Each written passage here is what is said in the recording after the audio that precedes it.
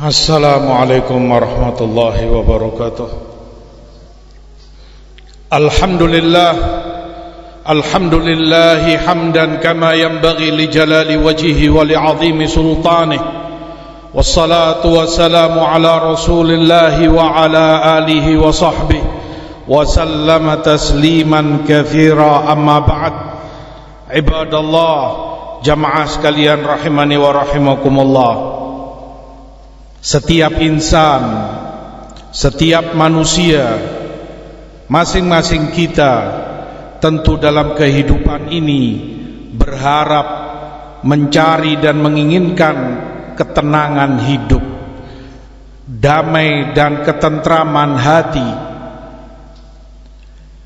Namun apa yang didambakan oleh manusia tentang perkara itu tidak semuanya mendapatinya. Ketenangan, ketentraman hati, kelapangan dada tidak akan bisa didapati hanya karena berlimpah luahnya harta kekayaan yang dia miliki.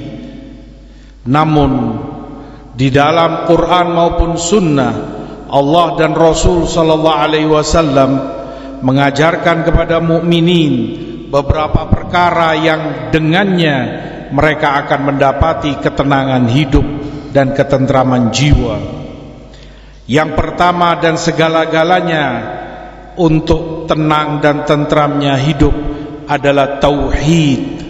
Tauhidullah, mengesahkan Allah dalam rububiyahnya, mengesahkan Allah dalam uluhiyahnya, mengesahkan Allah dalam nama dan sifat-sifat keagungannya.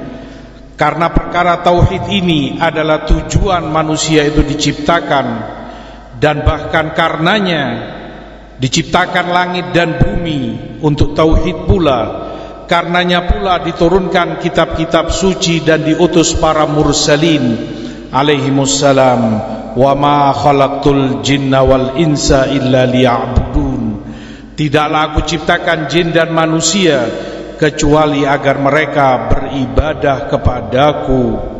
Walaqad ba'atsna fi kulli ummatin rasula an i'budullaha wajtanibut taghut. Telah kami utus di setiap umat seorang rasul mendakwahkan kepada mereka, beribadahlah kalian hanya kepada Allah dan tinggalkan segala yang disembah dan dituhankan selain Allah. Kalau tujuan itu tercapai, benar-benar diamalkan dan diperhatikan oleh manusia, pasti kebahagiaan yang akan dia dapati, karena dia diciptakan untuk itu. Tujuan dia hidup di dunia ini. Namun ketika itu dia langgar, dia tinggalkan, dia sekutukan Allah dengan yang lain, tidak akan ketentraman itu bersamanya, tidak akan ketenangan hidup dia dapati, karena dia berbuat sesuatu yang menyalahi kudratnya, menyalahi tujuan dia diciptakan oleh Allah subhanahu wa ta'ala. Kata Syekhul Islam rahimahullahu ta'ala, jika engkau amati kemaslahatan alam semesta, kebaikan yang ada di alam ini, apapun itu, kesuburan tanah, kesuburan dan hasil baik panen tanaman yang ada, buah-buahan, sayur-mayur, cuaca yang baik, ketenangan dan keamanan, segala kebaikan yang mereka dapati dalam kehidupan, pasti sebabnya adalah ditegakkannya tauhid di tempat tersebut.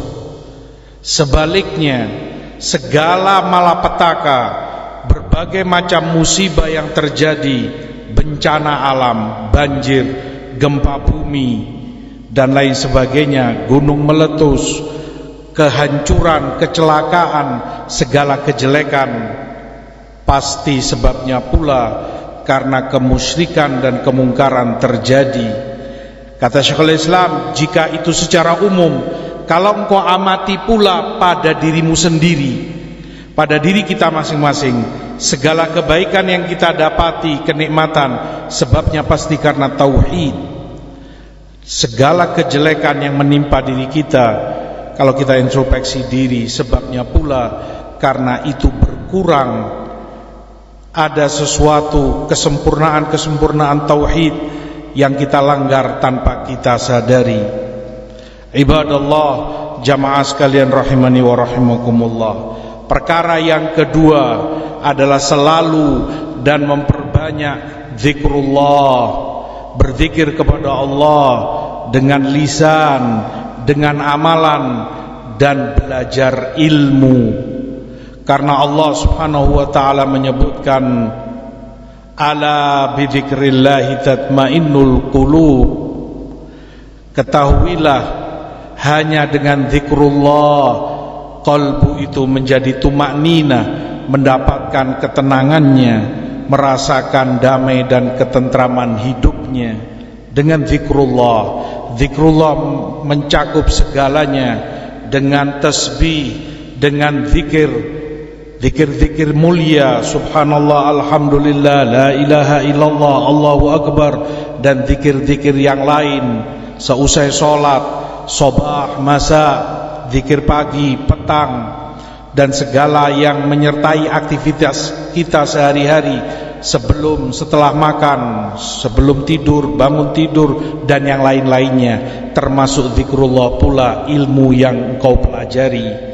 Karena ilmu mengingatkan kamu kepada Allah, ilmu mendekatkanmu kepada Allah, ilmu semakin membuatmu kenal dan semakin taat tunduk kepada Allah Subhanahu wa ta'ala, membuat tenangnya hati dan tentramnya jiwa. Yang ketiga, banyak membantu seorang hamba untuk tenang dan damai hidupnya adalah dia tinggalkan segala yang tidak berguna baginya. Rasulullah SAW sebutkan, min husni islamil mar' tarkuhu ma la ya'ni. Dari kebaikan keislaman seseorang, tanda kebaikan kesempurnaan Islam seseorang, dia tinggalkan segala yang tidak berguna baginya.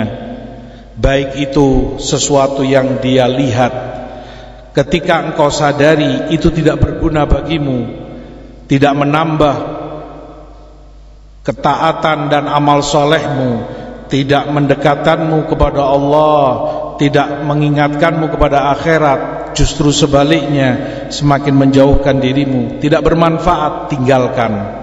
Atau itu sesuatu yang didengar oleh telingamu, jika itu tidak berguna, tinggalkan. Sesuatu yang kau fikirkan dalam benakmu, jika itu tidak berguna, tinggalkan. Segala yang tidak berguna bagimu, ucapan, bicara, tutur kata, jika itu tidak ada gunanya bagimu, tinggalkan.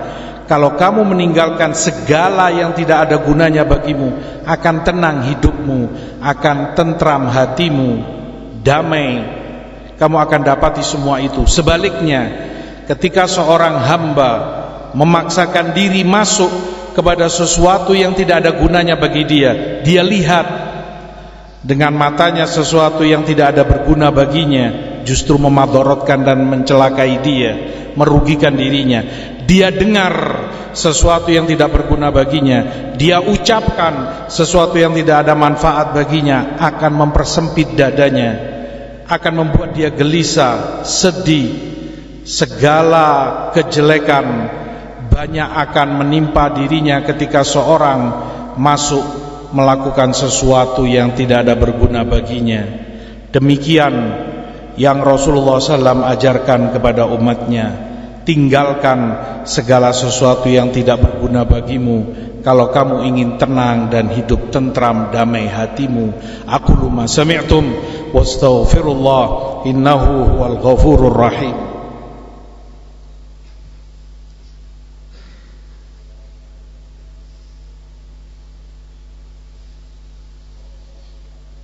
Alhamdulillah, wassalatu wassalamu ala rasulillah wa ala alihi wa sahbihi wa man wala, amma ba'd.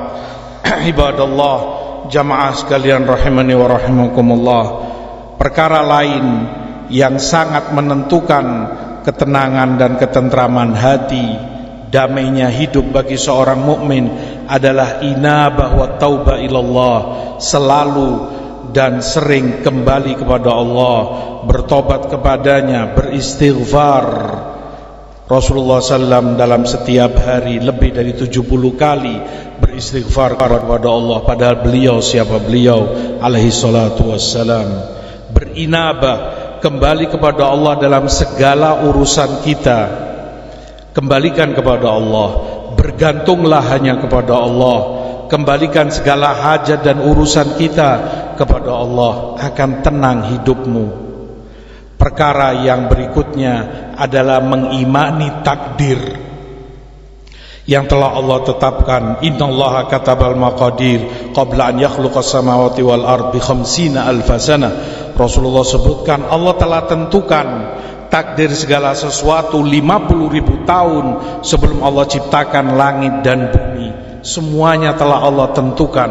Maka apa gunanya engkau sesali sesuatu? Apa artinya engkau sedih berlebihan dan berkepanjangan, menjadi beban pikiran, sempit hati dan dadamu, memikirkan sesuatu yang terlewat hilang darimu?